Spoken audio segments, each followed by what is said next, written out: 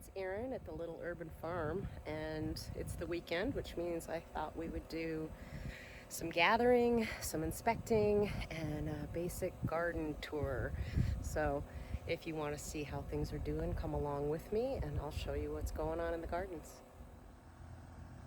Today I'm going to start over in the peppers. These peppers are going crazy. Absolutely crazy. These are the candy cane peppers. They're not turning red yet. I think on the other side there are some turning red. Can you see down there? They're starting, so I'm gonna have a lot of these red sweet peppers soon. This pimento pepper, these look like they're starting to blush a little bit, so these might be ready for harvest soon.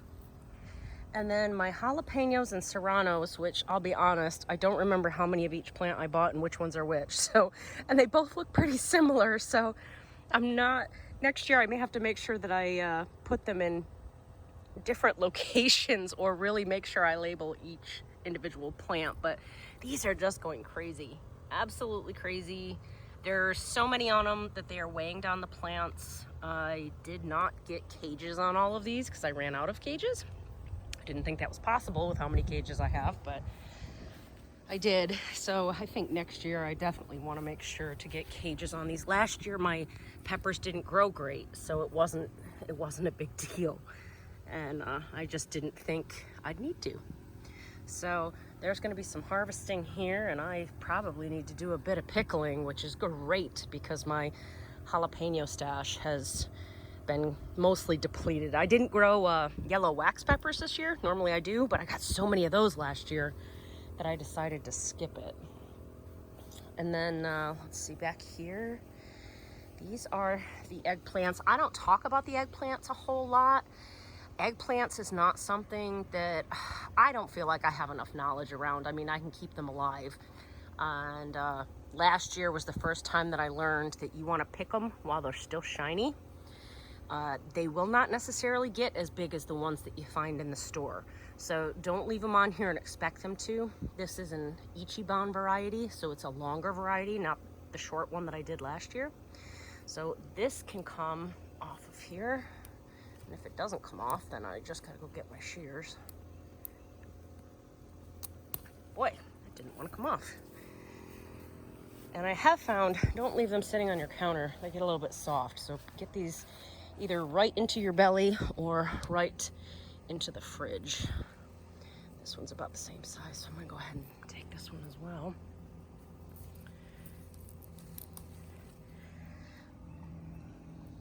I was already out here earlier and picked some squash and zucchini as well, so you know what, I'm gonna leave those right there for now. These are the black cherries, and I continue to pick off of here, so I don't see many that are ripe over here. Wait, maybe on the other side. Because I'm out here every day grabbing what I can. I try to stay on top of my cherries because if you don't and you get some heavy rains and such, they can do this and then they pop open and then the bugs can get in them. So I pull anything off that cracks, and then I try to come through and there's a pretty good one right there. I try to pull them off, use them, give them to friends, whatever I need to do to to use them up so they don't get wasted. My cherry 100s, you can see they're all kind of falling over. One of the lessons that I have learned this year is, as much as I liked those tomato twists, yeah, see how that garden is going? That's not supposed to go like that. So next year I get to go back to the drawing board when it comes to my tomato cages. I'm kind of sad about that because I liked those tomato twists, but maybe they'll work good for something else. You know, there's other things that you can trellis up, so maybe we'll just find another use for them. But you can see I haven't been in here to get the cherry tomatoes yet, and oh, are there plenty.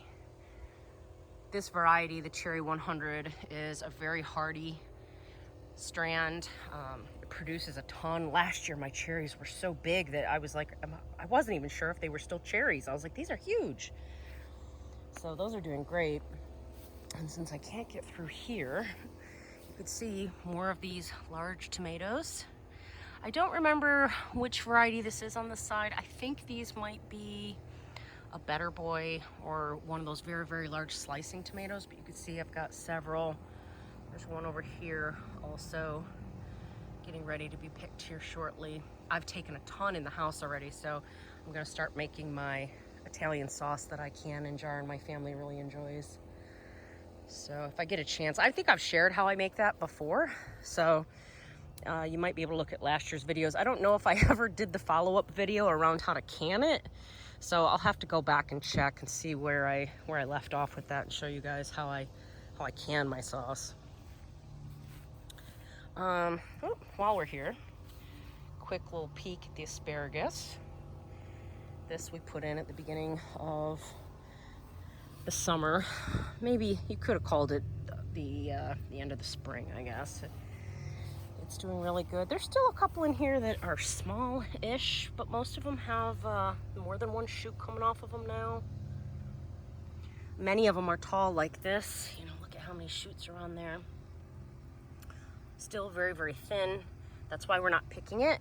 You want to let your asparagus get established. So that's what's going on there, is we're letting it do its thing. That was a sucker that I pulled off a plant, and I thought, well, let me stick them over here. There's nothing growing over here other than the asparagus, and I won't be doing much over here, so why not? It's doing okay. It's doing okay. The other one, I did the same thing here. I'm not sure which variety this is that I picked them off of, but that one is just nestled in there because there was a little bit of space with the okra. And look, the okra flowers are my favorite. Look at this. Oh, I just love them. They're such a pretty flower. And of course my cucumbers are grabbing on there. So somebody was asking me about my okra. The okra is pretty tall. This is probably up to my chest almost. And what is that? Oh, there's another foe I don't talk much about. That is a Japanese beetle. Those guys are wretched creatures. They come through here and they're chewing. You can see there's some work that needs to be done here. I know that the borers have gotten into my plants for my squash and my zucchini. That could be why that one there is curling. I think it's time for some BT injections to see how much longer we can keep these. These were the 3 original plants, so they're massive. They're still producing. In fact, here's, there's one there that's going to be ready pretty soon. And then these over here, I picked a couple out of here this morning. I should have waited and did it on film, but loving this tomato cage idea to keep these upright. I have had to stake a couple of these. I think you can see it right there. See that stake? To keep the cage upright. But I gotta tell you, I've got 1, 2, 3, 4, 5, 6, 7, 8, 9, 10, 11, 12 plants in there in an 8-foot bed. You're supposed to give them 2 feet each. I've crammed them in and they're doing just fine. Now some of them are still a little small. I guess you could make the argument that if they had more space, maybe those wouldn't be stunted. I don't know. But it's made collecting the fruit and keeping the pests away really easy. Those squash bugs don't have a place to hide under, and the eggs, they like to lay them on the leaves, but the leaves are all up high, so they're not getting in here too badly. Oh, and then look, as I say that, these just started popping up again. So, not sure what's going on. Oh gosh, and what is he doing? He looks like he might be laying eggs. Or she, I suppose then. So I'm gonna have to take care of that. They are not good creatures. I need the birds to come eat them. That would make me happy if the birds would eat them. So, but these are doing good. Look at this one. This one is huge. Here's that stake again. It's just to keep the cage upright. And then if I turn around, same thing with the zucchini. I am really finding larger borers in the zucchini. I'm finding them because I'm getting down here. I'm looking at the bases. I'm looking at my leaves that we covered this week. I'm trimming off anything that looks yellowing and looks like it's dying. So it's one of the only ways you can really try to stay on top of it. I mean, you can see there is damage down there. I think on this one over here as well, there is some damage. So I think I need to do some injections on these and see if we can't keep them a little bit longer.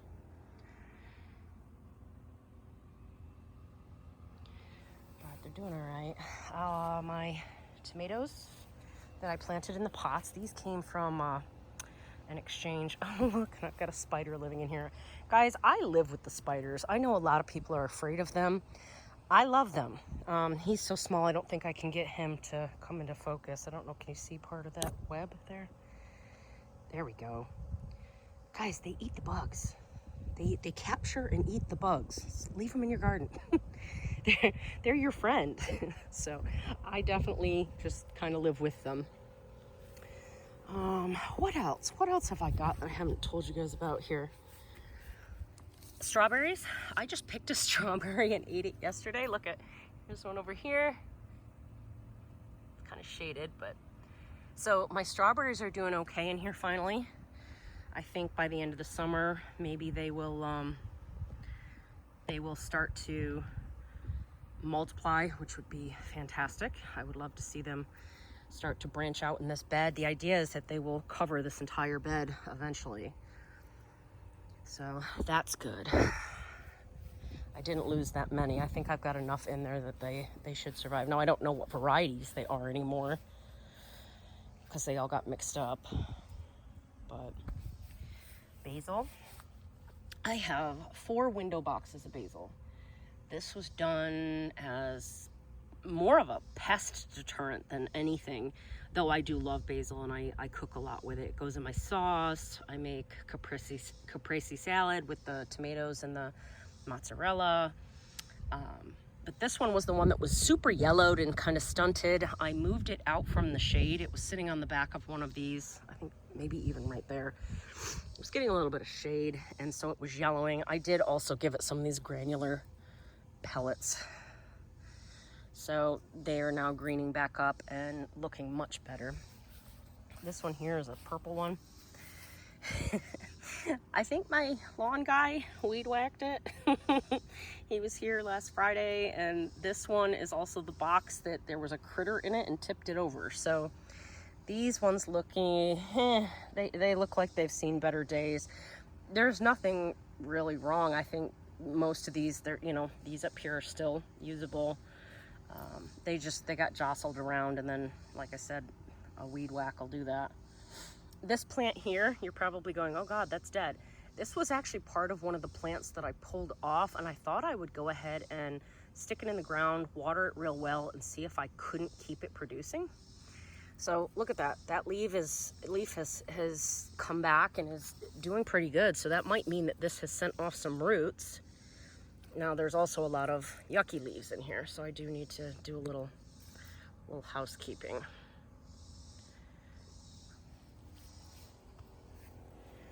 And let me see, what else? Chives, I still heard, or not chives, the leeks. I still have some leeks in here.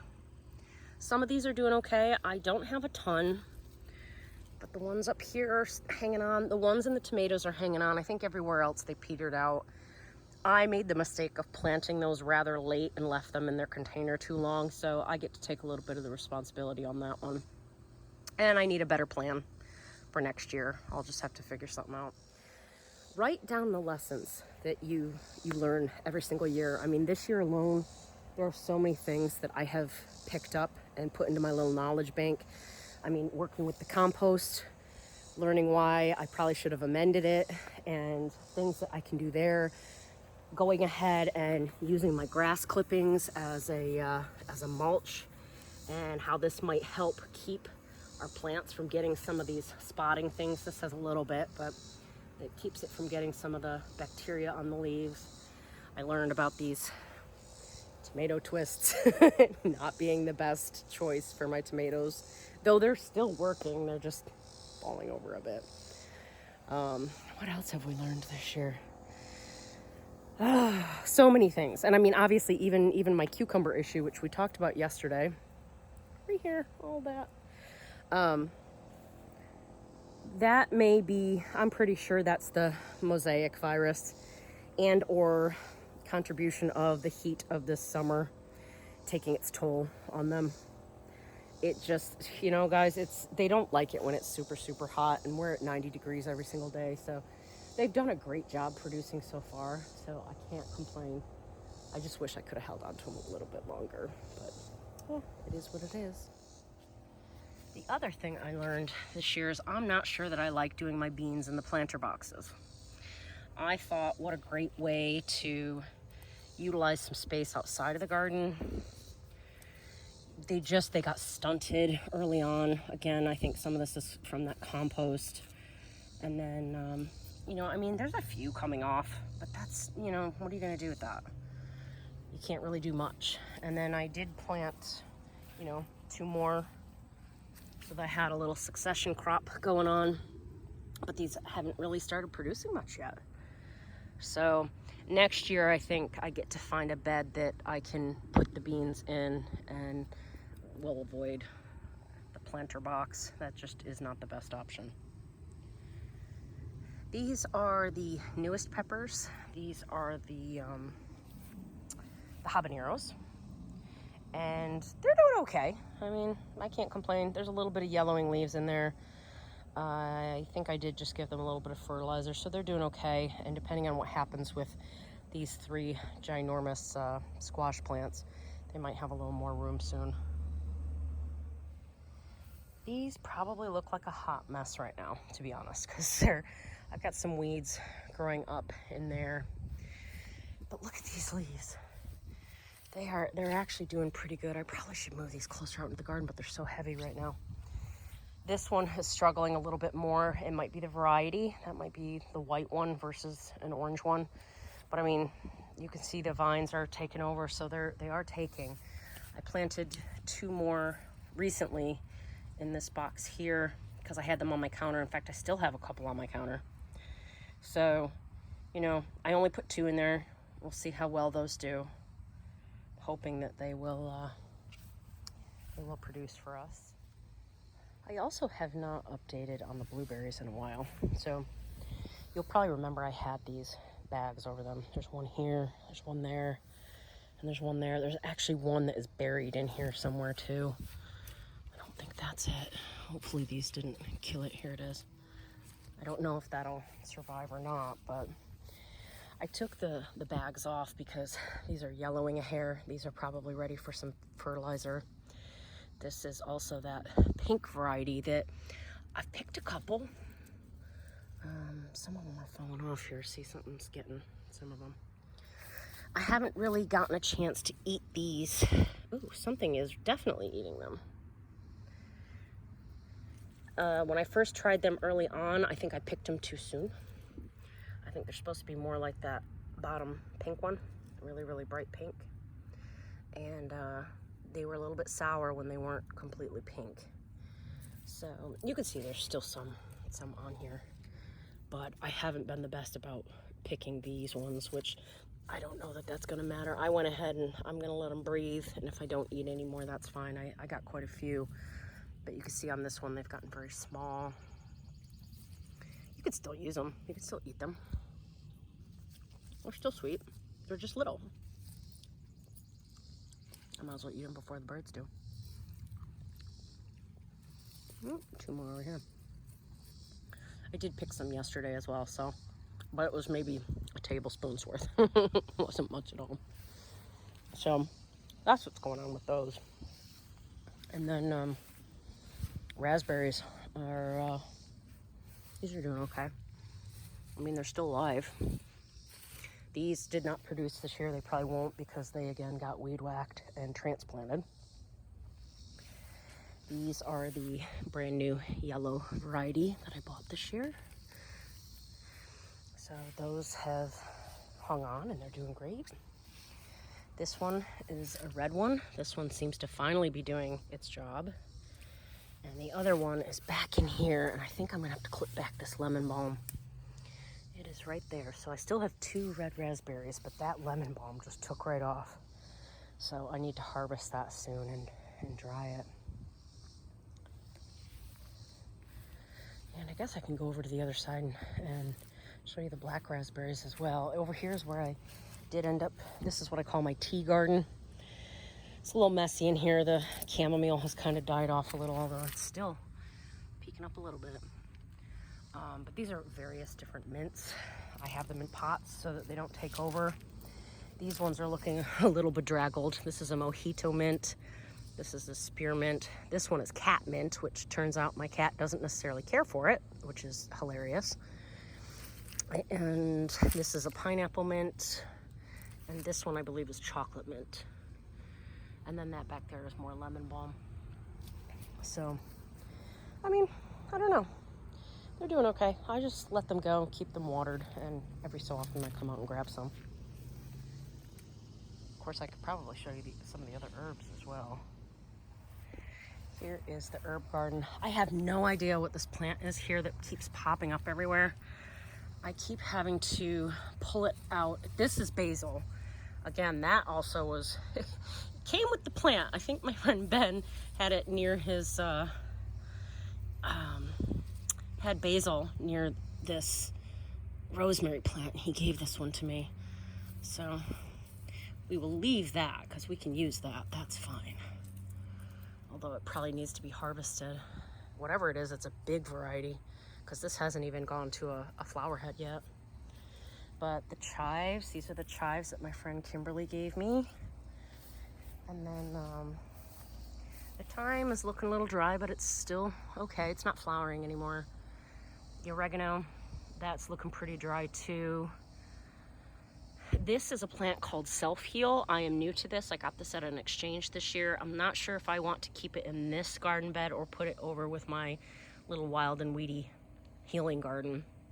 For now, I've left it right there. And it is multiplying. It is getting a little bigger.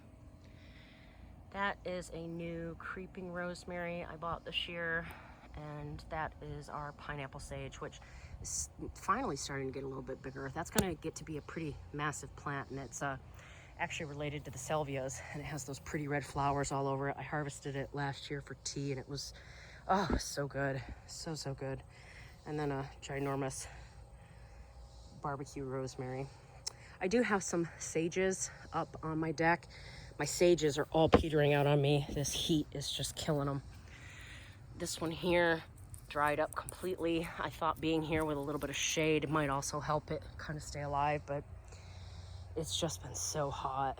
And the ones in the pots have also really, really struggled. Oh, look.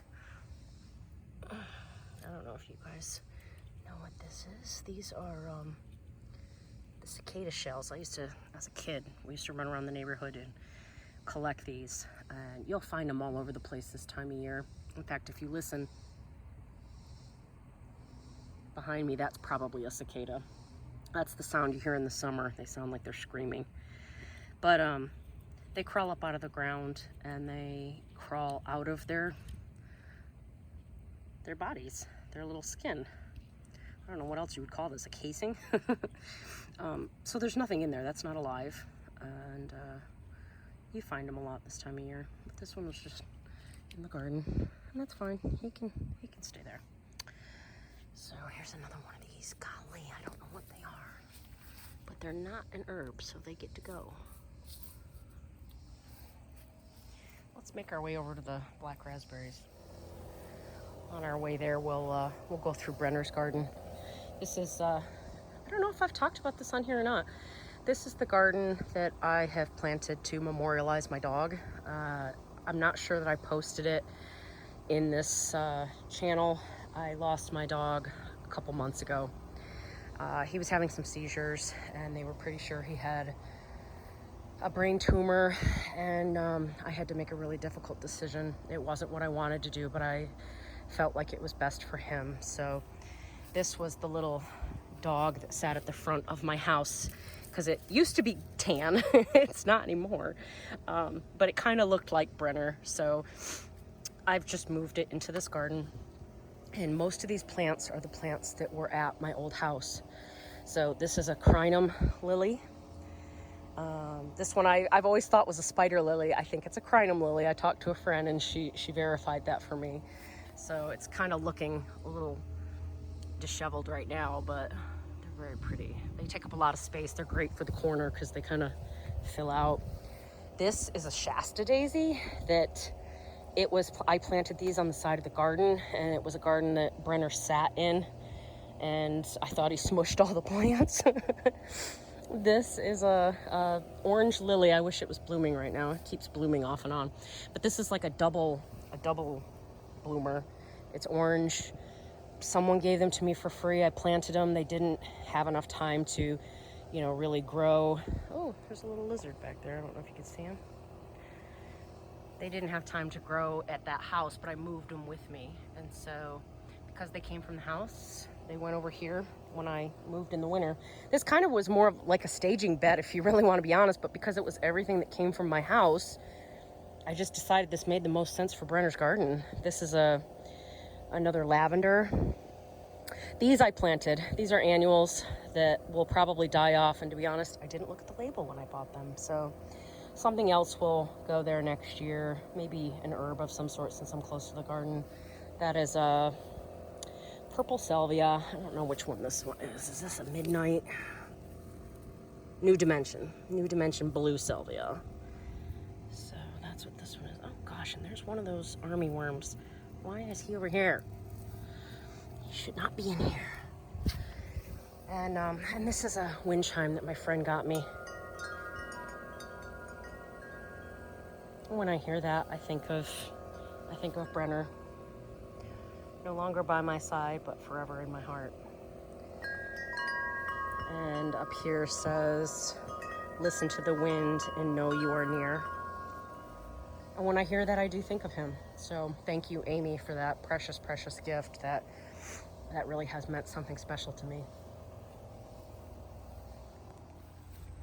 Okay, this is gonna look a little goofy because I took these were some free tomato cages that I got, and I just use them as a barrier for now because these are brambles. They've got thorns.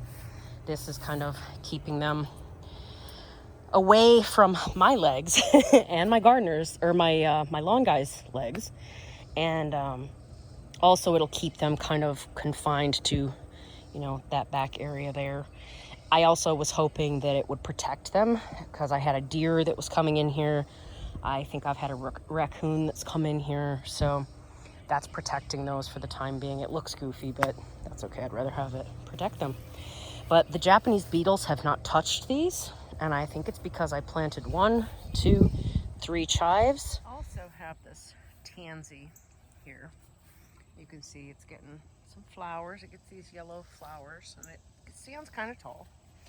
That is supposedly a great companion plant for black raspberries because it helps deter some of the pests. So I don't know if that's helping them or if it's the chives or both. I have no idea, but these look fantastic and I'm really happy. So I think by next year we might get some black raspberries, which will be just super. This is what I call my wild and weedy healing garden. So the tansy is there. There's these little white flowers. That's feverfew. That's not chamomile. Looks very similar, but the leaves are different. Then I've got a lamb's ear there that is soft and fuzzy. So you can use those for if you were to get a cut or wanted to make a poultice or something, you can use those because they're almost like fabric in a way. So that's why I have those. That's some yarrow, and I think there's some yarrow in the back as well. This all got a little bit ganged together because it came from the old house and everything got kind of mixed in. So you'll see down here there's St. John's wort. I'm pretty sure that's what that is. And then I think this is my soapwort that you can actually get this wet and rub it together, and it's supposed to make bubbles. I haven't tried it yet, but I have it. I'm sort of one of those, I buy things to have to make sure, you know, just in case in the future I need them. Someday I'll actually try playing around with it. You can see there's a little more of the soapwort under there, but this little garden brings me a lot of joy. I don't know why. It's not the prettiest. It's not full of flowers, but I just love it. And then behind me over here, I still have the tomatoes in these pots here. So most of these are the yellow pear tomatoes. These were volunteers that came up from last year. Unfortunately, these were a little bit diseased. They weren't the healthiest plants. They had a lot of spotting. You know, there's still some spotting and stuff showing up on them. When they first started, I did not put the grass clippings down there, and now they have that. Now they're producing, so I'm leaving them. They're far enough away from the garden, they don't bother me. You know, you can see they're they're very bare at the bottom, but the top has lots of growth, so I pick them and eat them. And you know, I think it's better because I have so many plants. It's not like I'm getting shorted off one plant. And this, I believe this was a sucker that I pulled off of the Cherry 100s. And I am finding that when you do it this way from a sucker, the tomatoes don't seem to get as big. I don't know, maybe that's just in my head, or maybe it's because it's in a pot, but they don't seem as big. But you can see that did work. So I do have another plant there. And these guys just hang out back here. And then the walking onions that, I'll be honest, I have never harvested them. I started growing them last year. Somebody gave me some, and then I recently got a few more. I need to take all these these are the bulbs. You can bury these and they'll send up new growth.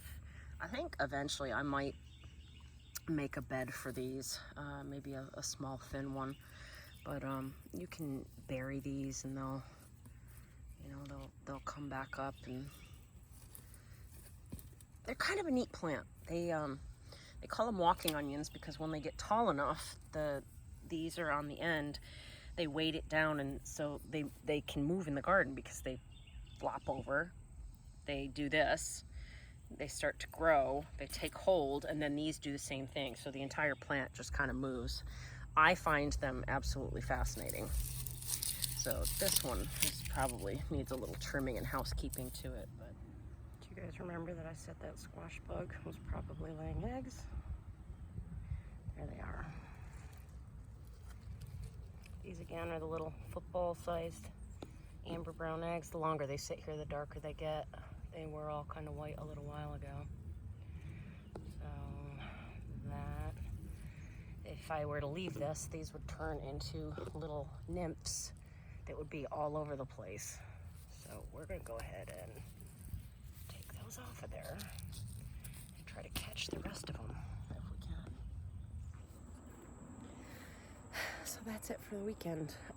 If I come across anything else, I will be sure to share it with you guys. But yeah, this weekend is more maintaining, picking. It's kind of the same story every weekend really, but it's always fun to see how much you progress as you go through the season. So anyway, I will talk to everybody soon. Thank you for coming along. This one, it was a little bit of a longer one today. I try to keep them to around 20 minutes. This one we kind of covered a bit of everything. So thank you for your time and patience, and I'll see you soon.